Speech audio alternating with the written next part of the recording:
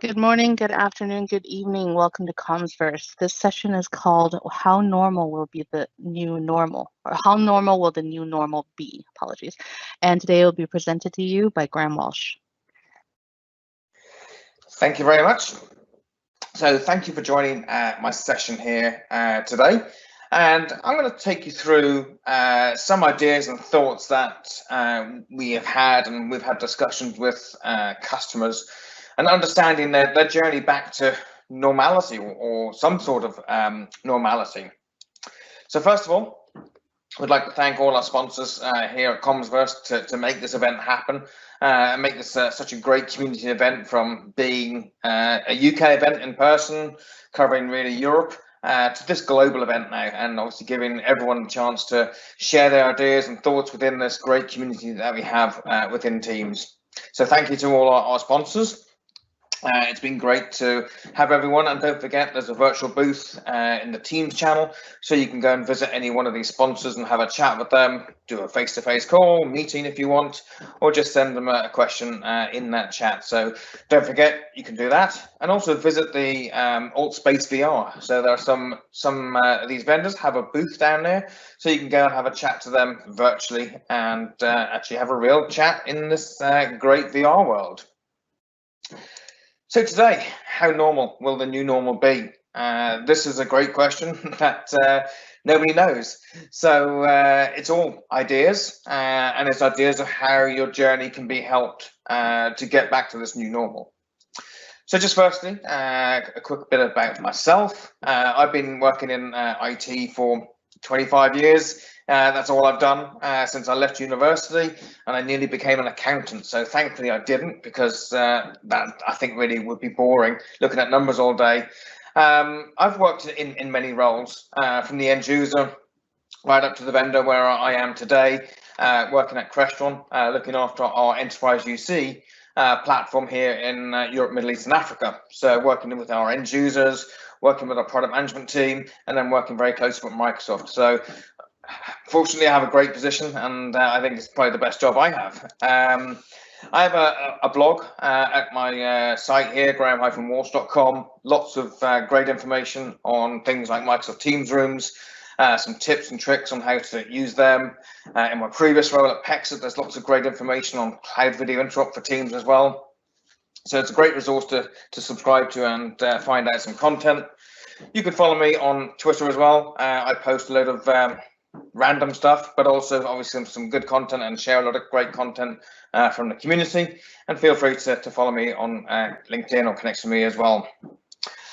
So one thing I did actually, I think earlier this year, was actually take the Teams admin exam. So that was a great exam to take, and learn more about everything within Teams. So yes, I focus a lot on video and the room systems, but it's great to understand the whole platform, which makes it more thoughtful, that everything or a lot about the Teams platform.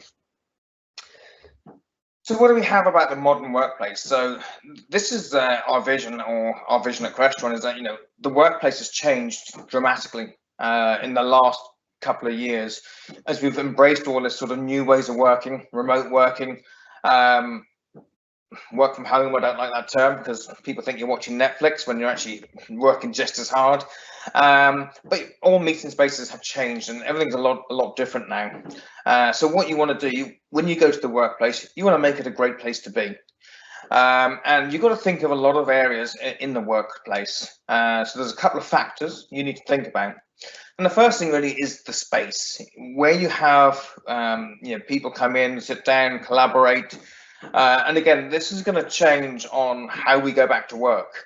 I've seen many customers talk to us about, well, we're going to take our desks away. We're going to have huddle spaces where you just stand up and talk and collaborate, something like with a Surface Hub or traditional whiteboards.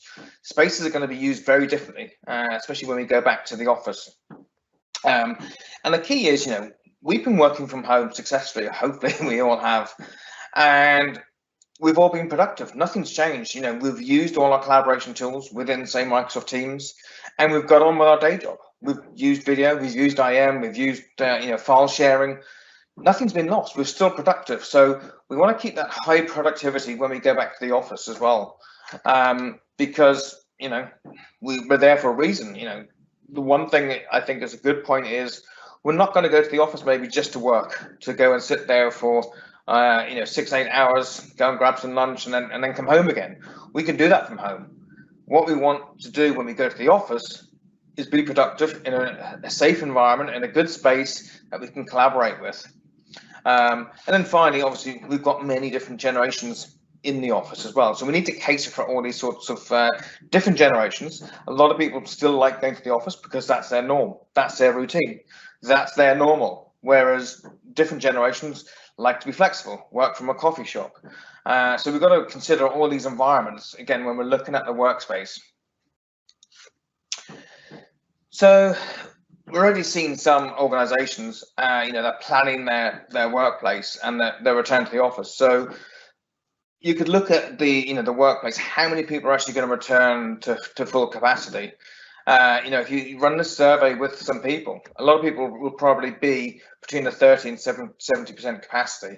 There's not going to be everyone going back to full capacity. From lots of people I've spoken to, they're going to go back in phases. So maybe this 20 to 30% capacity to start with, see how it is, and then maybe open it up to 50% capacity. But again, when I've surveyed a lot of other people, no one has ever said, yes, we're going back to normality, the office is going to be full, etc. I visited actually a new office for a customer last week. It's 2 floors, with rows of desks. They're not going to use those desks because of the social distancing. So they invested in this office space, but they're actually not going to be able to utilize it to its full potential. They've got some great social areas in the office space. They've got some great meeting room spaces as well. But maybe 1 or 2 chairs may have to be taken out. So these are some of the considerations of, when we go back to work, do we really want everyone back in there? Because, we've been working from home quite successfully. And that term, working from home, I sort of, I don't like it.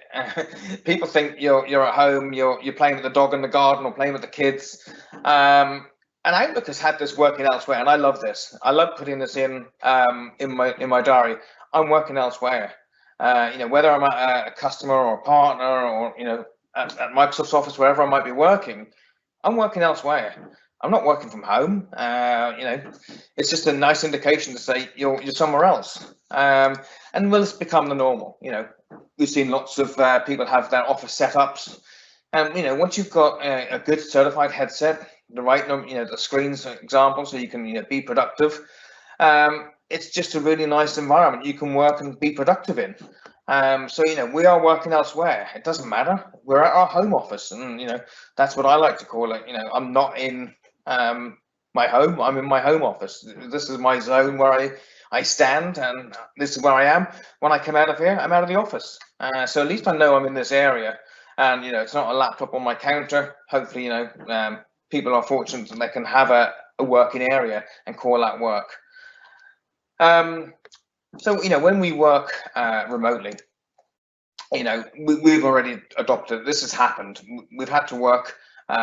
We've had the tools enabled to us. Whether it's a tablet or a laptop, we've been fortunate enough to be able to work and hopefully carry on the work as normal. But the question is, could it be better? Could we have done things differently? And I think a lot of people will have learned through this journey of the last few months on, what do we need to improve our strategy on working from home?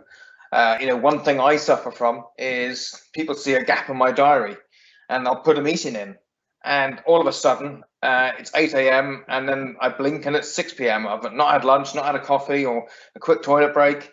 So it can be quite difficult when you are here. There's no travel time, so you're actually a lot more productive working as well.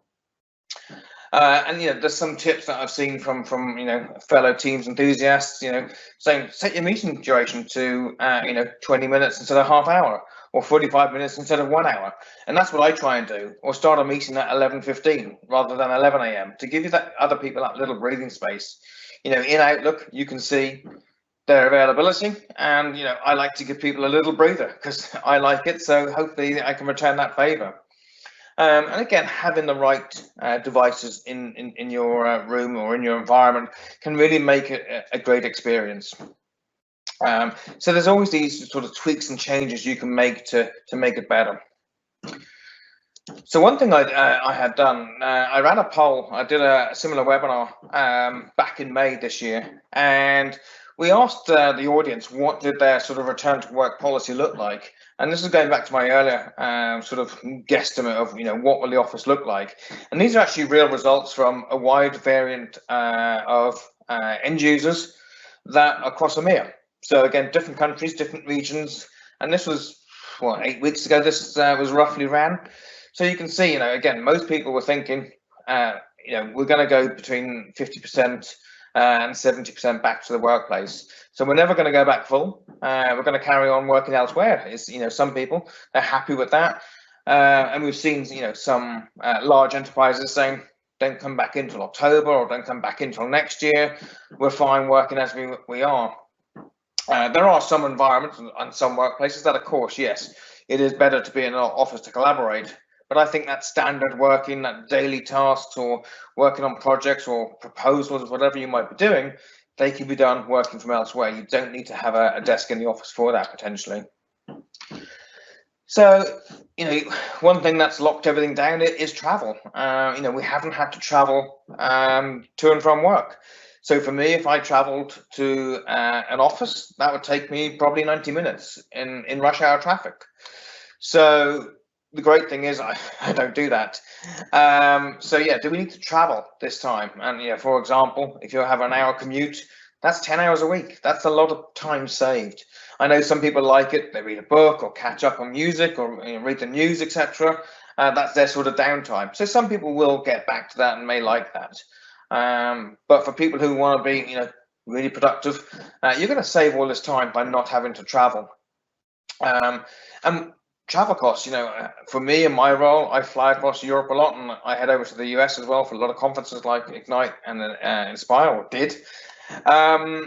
So, all these budgets that organizations have, what's going to happen to these? Can we use these budgets and build intelligent workspaces, to build nice meeting rooms that are touch-free, voice-enabled with voice assistants that I won't name because it might set some devices off?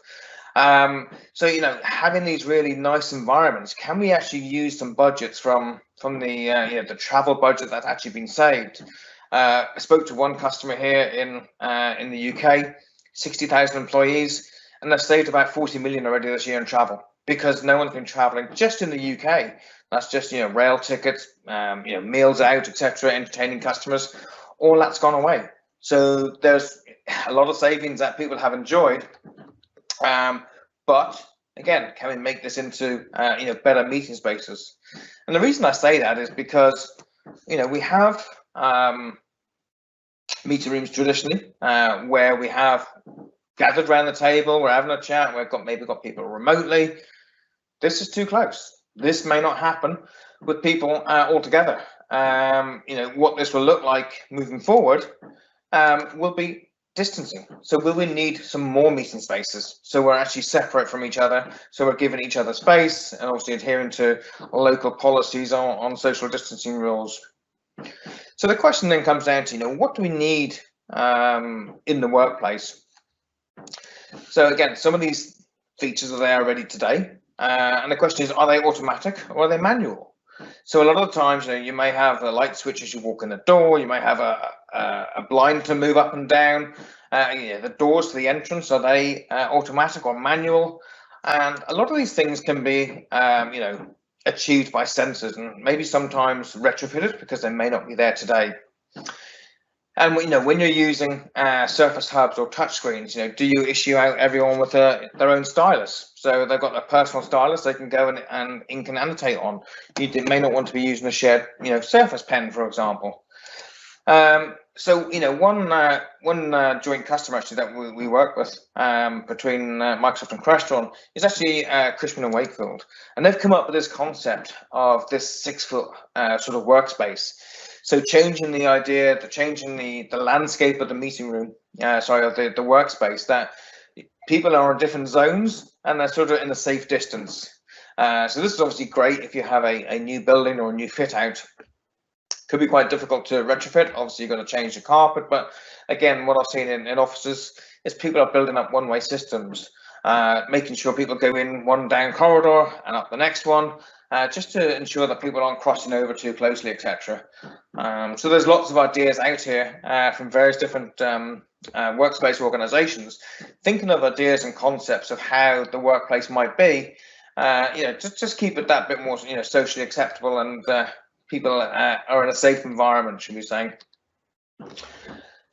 So how do you start planning this journey? And obviously having the, people coming back to the workplace. One question we can ask ourselves is, do we all need to return? Do we have to be in the office? Could some people come back to the office? And could some people work at home? And then in that case, like you see in the image here, you're going to need some Teams devices in the rooms or a way to call each other. So people at home working on Teams, people in the office, in the meeting spaces working on Teams, and been able to collaborate just like they have been remotely for the last while. Do we have the right automation tools? So again, people don't want to touch light switches, or touch the blinds, or touch the remote control to turn the TV on. Do you need to invest in some of these sensors to make this automatic? So as I mentioned, can the conference room successfully talk to Teams? There's a couple of different options to bring your rooms up to date. If you have some traditional video conferencing, then there's Cloud Video Interrupt from one of the 3 certified vendors that Microsoft have there. And the key is obviously having this easy to use platform, because we've all used it from work from home, opened up our client, we click on the join button and we're in a meeting. You need that same experience in the office when we return. So how can Crestron help with this? So we've been in this room space for over 40 years, doing room automation, room control, and we've been working with Microsoft for around 15 years, so it's not new to us. Originally back in the Link room system and Skype room system, and now the Teams room system. So again, we have a certified device for all sort of room spaces. So whether you want this sort of front of room audio experience soundbar, or you want the center of room audio experience from a speakerphone, conference phone, we have these available. Again, trying to find rooms or find desks. We have what we call our scheduling panels, so you're able to go and see a room, check in, or if there's a sensor in the ceiling, it will check you in automatically. And the key to this is obviously, as I mentioned, having a lot of automation there. So you don't have to touch anything. If there's no one in the room, it can turn the lights off, turn the screens off, again, to be green and save energy. And then obviously being able to manage all these devices. So having our cloud management service, which I'll talk on a little bit, being able to manage all these centrally, wherever you are, at home, in the office, but in the Azure IoT Hub using the Crestron Cloud. So how do we work out who's in the room? And this is going to be very important actually when we go back is, if there's chairs in the room, that used to be an 8-person room, you may take out 4 chairs because you want people to be distancing. How do you stop someone bringing a chair in the room and overcrowding it and breaking those rules?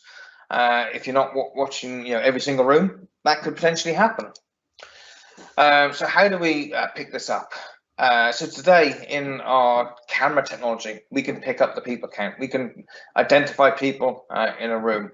So that's all great. We've had this for a while. You've been able to see who's in the room, and it'll show you the stats of during a call, there's 5 people in the room. So probably the key driver to this, we're always going to bring it out, but the key driver obviously was the COVID-19, and that's that we're going to enable people counting and alerting. So in your room setup in the cloud, you can define a threshold of how many people should be in this room, and then the camera will pick it up, and during your Teams meeting, it can send an alert if the room has exceeded. So whether that email goes to a Teams channel or to the security guard or an SMS text message, that will be available later this month in our cloud platform. So anyone who's got a Crestron Huddly camera built into their soundbar or at their front of room, these alerts will then be available in the cloud portal for them to set up and manage. And then later on, in a few weeks' time after that, we'll then build a dashboard. So all our dashboards are based on Power BI. So you'll be able to look at the history. Are people listening and adhering to these new rules and regulations, or are they constantly breaking them? So do you need to reaffirm the message, room limit, something else? So again, we'll have all this data available in XIO to do this. So going back to work, do we want to touch things? So one thing, as I mentioned, you could give everyone a sort of personal stylus that they can touch the touchscreens and join their Teams meeting. One thing we're developing is a cleaning mode for the touch panels. So when you walk in a room, when someone comes to clean it, you're not going to dial anyone by accident when it's cleaning. It's going to have a cleaning mode, for example. And again, larger spaces like this, you need to equip them with Teams meetings so you can have these all hands calls. So it's not just, for example, here a training room, it could also be a meeting space where you can get more people in, but also adhere to distancing as well. So what else can we do back in the workplace? Our cloud helps you view and monitor the systems remotely. So you don't need to send an engineer straight to the room to try and troubleshoot that problem. I'll show you that in a minute. How do we share content? So do we want to share wirelessly so we don't have to touch any cables? So again, one of the tools that Crestron have is what we call our Air Media, which can do mirrorcast. So you can simply do Windows key and K and share your content to the screen wherever you are. And then also we have proximity join. That is native to Microsoft Teams. So if you've got the Windows, iOS or Android client, you're able to walk in a room, join your meeting, and it'll detect that you're in, for example, here Flex Teams Room 02. And it'll say, this room is nearby. Do you want to connect this to the meeting? So then that will dial out into the meeting. It will auto answer if you've got that option enabled. So again, you haven't got to touch anything in the room. It will answer the call, and then you'll be on your call on your cell phone, and you can use that as your roster list control, for example, so you don't have to touch the shared device. So a great tool there within the Teams room. So that's all native to all Teams room systems, and it's a great tool, and it's great if you enable it and obviously allow the auto join feature. So how do we manage these rooms remotely? So within the Crestron XIO cloud, we're able to see this touch panel remotely and be able to log in and assist users. So I don't need to go to this room to tell the person that, there's no dial pad button here because you don't have enterprise voice enabled, for example. You're able to see it from the cloud and actually remotely control it and help them through that meeting. So you don't have to actually attend the room and obviously sit at your desk or be working remotely elsewhere. It's also, again, about provisioning. So if you are setting up new meeting rooms or new meeting spaces, the local engineers can be there installing it. Once it's online, you can then carry on that installation from the comfort of your browser here, sitting in the Azure IoT platform. So it gets you online quickly, and once you've got a provisioning profile, there's very little to configure on there. So, if we look at the different meeting spaces, we first of all look outside the room. How do we find rooms? How do we see availability? So here we have our scheduling panels that are connected directly to Exchange or Office 365, Exchange Online. And you have the option for presence availability, so that light down the side. So when you're time for your meeting, you can walk in the room. If you want to touch the screen or use your stylus, you can check in. If you wanted to automate that, you could put a sensor in the ceiling. So when you walk in the room and you're sitting down, it'll detect noise and it'll detect people are in there, and then it'll change it to the red that you've checked in and you're here for your meeting. If you didn't check in or no one went in the room, it can then release the room so it's free for someone else. So maybe you've decided to work from home and you haven't updated the calendar invite to remove the room. We can do that automatically for you with this check-in feature. So it'll take it away from the scheduling panel. It will take it away from the MTR device if you booked it on there as well. So you get complete automation and having a touch-free environment. So for the personal workspaces, so having these native Teams desk phones is one option. been able to have the certified Teams device, and again, this has had some new updates recently with the people contact cards available on here as well. So for some people who do like a physical phone on their desk or even at home, there's that solution that we have available. Moving into the sort of personal stroke shared workspace is a conference phone. So if you want an audio only Teams phone, again, the Crestron Mercury there enables that for you. When we start looking at video, so we look at the small meeting rooms. Again, everyone's definition of small meeting rooms versus medium and large, it can be different. So in London here, real estate could be quite premium, whereas in other areas of the world, you could have large rooms that are classified as small. So we classify the soundbar, front of room audio experience really for small to medium rooms. And then moving into the medium to large rooms, you could put in what we call our tabletop Mercury, where the audio is in the middle of the table. But then you also have options to add on extended microphones, so users can easily mute that from anywhere they are in the room. And then finally, we have what we call our custom spaces. So this is where you need to build up like an auditorium or a cafe area where you want to make it Teams enabled. So you have Crestron Compute, the Crestron Touch Panel, and then you can put in other certified devices for Teams, such as ceiling tiles for the microphones, the certified sound processors to handle the audio, and then things like sitting speakers. And then you add on certified cameras. So again, there's many devices, and I'll share a link with you at the end, where you can build up this sort of best of breed solution and to develop a custom space for you. So that's what we can do at Crestron. We can sort of cover all aspects of the room. So whether it's the scheduling or the control of the room, again, using your personal device. Again, a new feature coming out. So if you do have a lot of room control in your building already today, we're going to develop an app based where you scan the QR code on the panel and you can control the room from your phone. So you don't need to touch that shared device. You can do all that from your phone. And then finally, obviously, having the certified devices for Teams being available there as well. So again, this is a question I ran with the audience a while back in May. And were people using automation in the building? So there were a few. There was 40%, over 40% that were using it and using it a lot of the places. And then there's going to be people who are going to consider adding it to it. So as I sort of mentioned before, are they going to be able to tap into other budgets and make the rooms more intelligent and smarter as they move forward? One of the things we do within Crestron that's sort of unique to ourselves within our Microsoft Teams portfolio is traditionally you'd have a tablet on the wall or on a desk, and that would control the room. And then you put in your video conferencing system. So for example, if you put in your Microsoft Teams room, then you end up having two panels. So how do we address that at Crestron? Well, we have this room control button down in the corner. And what happens here is it will then enable what we call a project file, and it can then do lots of great features. So where you have that traditional tablet on the wall or on the desk already today, we can bring that all into the single tablet within the MTR. So you can control all those lights and blinds, etc.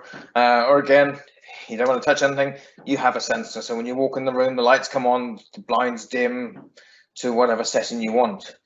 So again, a nice feature there, having that. So one thing we actually showcased at Ignite in November last year was our new, what we call our Mercury BYOD environment. So previously, if we're all doing, well, mostly we're doing all Teams, but the odd occasion you're going to get an invite to a third-party meeting. And obviously Microsoft have announced guest join access for the Microsoft Teams rooms. So for WebEx and Zoom, that's going to come later on this year. But what about if you have other ones such as Hangouts, Amazon Chime, GoToMeeting? There's lots of other platforms out there that you might be invited to. So how do you ensure that you don't have to huddle around your laptop and be part of that meeting, and obviously then breaking distancing rules? So we have our new Mercury MX, is what we call it. And it allows you to plug in your laptop to the device, but then use the room audio, so the speakerphone and the microphones of the Mercury, and also the front of room camera. So you haven't got to huddle around your laptop. People can still sit in their designated chairs around the room, but you can drive the meeting from your laptop from that third-party client, for example. And nice and intuitive on the screen. So when you do plug in and tether your system, you get this notification on the MTR screen that you can use your device to control the meeting. Make sure you select that as your peripherals. So very, very simple. When you unplug it, it goes back to, it takes that overlay off and you're back to your Teams room. So very, very simple to get the best value out of your meeting rooms to ensure that they're all used all the time for all meetings. Again, due to the recent events, one thing we have sort of developed very quickly is what we call our Flexcard. So being able to have a Teams device, but on a mobile trolley. So being able to move it around from location to location. We've developed this in conjunction with one of our partners and mounted either the soundbar version or you can have the Mercury version speakerphone. So very, very simple. You choose your screen, and that can be a touchscreen if you wanted as well. So if you wanted to have this collaboration mobile device, the Microsoft Teams room support the ability to connect in a touchscreen, so you can then annotate when someone starts sharing their whiteboard from their Teams client. So it's giving you, again, that best of both worlds of a certified Teams room plus a collaboration experience. So what we'll have in there is a cable retractor, so there's no loose cables when you move it around, and it just requires a network and a power cable to move that around. And when we launched this a couple of weeks ago, we had one university, Johns Hopkins University, who we did our launch event with. They ordered lots of units straight away. They loved it so much when they saw the concept. They said, yes, we need this so we can move it around the university and have Teams meetings wherever we go. And then coming very soon, we showcased this earlier this year in ISE back in Amsterdam, back in February. That was when we did eventually meet up in person. And this is our new Mercury Mini, so our MM series. So it's a new device, certified for Teams, and again, it's going to be in two different flavors. One is that audio only, so it's going to have the Teams audio phone on there. So if you wanted it for your home space or your personal cube or desk, you can run this in Teams audio. And then secondly, you can run it in a Teams video mode as well, as you see here. So it's going to have the great same audio capabilities that we have on our devices today, paired with the MTR software, and you can use that as that sort of room system. For me here, for example, at home, I've paired it with a small 22-inch touchscreen. So again, I have the best of both worlds of a certified Teams device for meeting rooms, but then I can also annotate in ink using my touchscreen. And again, all managed centrally within the XIO cloud, or again, very shortly from the Teams admin center. So one of the questions I sort of asked the audience and participants of the last event I ran this on was, where are you on your Teams journey?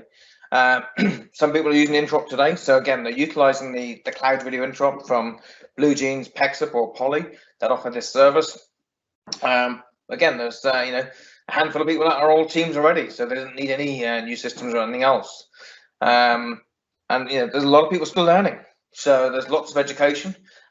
People are still piloting, should we say, Teams room systems to help them understand where it's going to fit in their journey or in their roadmap of having a native Teams room experience. And is native Teams room the right answer, or is it using video interop as that stepping stone? So again, enterprises can blend and choose which sort of mode they want to be in, and then ultimately be on a goal of obviously having Teams native devices, because you get those rich features of thinking like raise your hand from the console, admit people from the lobby. So there's some of the reasons why you sort of would want to go to a native Teams room system. So how do you find out more information? So we have a dedicated website, crestron.com/Teams, and you can see all the information here about the Teams room system, some case studies, and also then how to purchase. And then when I ask people, where are they on their journey? Some people had already tested, so a fifth of people knew what they're having, they knew where they wanted to be. a third of people were sort of on that journey. They were starting to do it, and were then obviously put a hold on. But again, nearly a third also need to rethink their strategy. And once they heard this sort of presentation and what's available to them, a meeting room just isn't a system in the room. There's a lot more around it. And I'm actually going to do a talk tomorrow on that. Meeting room isn't just a video device. There's lots more thought that can go into the meeting room, and then even outside it in the building. How do you automate everything in the building, and how do you manage all that? So some important links that I think are important to share where you can find out more information. So we have the Teams devices, all the certified devices at aka.ms/Teams devices. There you will see a list of all the certified devices, handsets, room systems, custom room peripherals such as the DSPs from various vendors and the ceiling microphones. When you go there, you might see something on the US site, but not on the French site. Sometimes they're a little bit out of sync. So I would always advise look on the US site to see the up-to-date current list. To get more information, have a look on the Tech Community site. I've got lots of great information on there. Use the search and go and look for what you're looking for. If not, post a question, and someone like myself or other people will answer that. Even the product team are on there, so you'll get any answer, hopefully from someone who's maybe had that experience before. If you're ever looking to have a feature request for Teams or for Teams rooms, you've got the user voice. We're able to submit your idea, and people can vote that. And again, the product group look at that and review. One of the big questions I get asked a lot is, how do I get to test all this new stuff before it rolls out into production? Well, Microsoft have a TAP program, Technology Adoption Program. So again, you can join the TAP 100 program and roll up to 5 devices in there. So again, you're sort of ahead of the curve and being aware of what changes are happening to the systems. So again, you can prep any uses and adoption training that you may need for your training rooms. Or if you've got 10 cards, for example, you can update them ready for when that new version launches.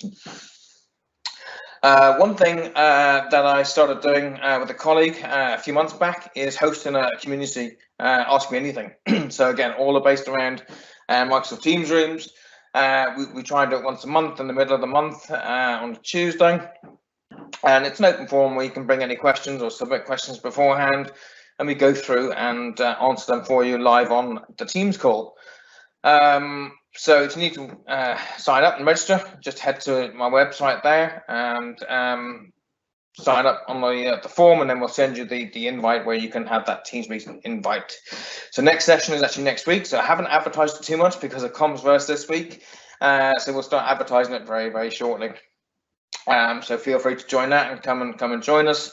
So last month we had Michael Trester from Microsoft talking about networking in Teams, and especially how that relates to Teams rooms.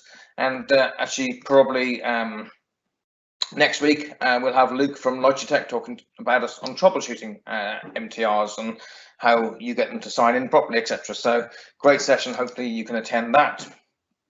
Coming up next at 4 p.m. So the next session is the session with Rob Buren on how virtual reality sort of helped him in his recovery.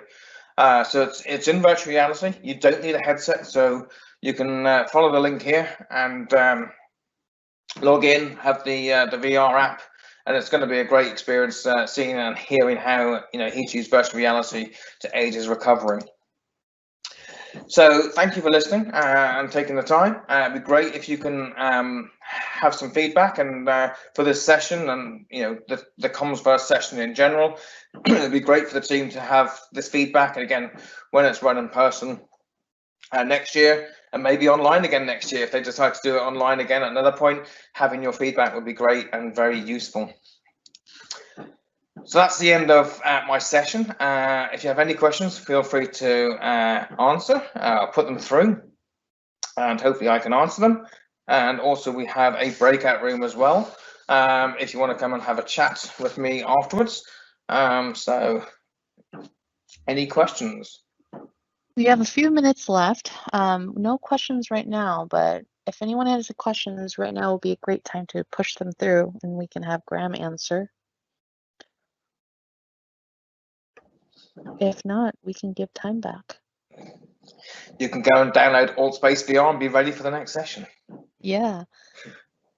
All right, doesn't look like there are any questions for now. So I'll post a link to the breakout room in the announcements, and we'll see you in the next session. Thank you. Thank you very much.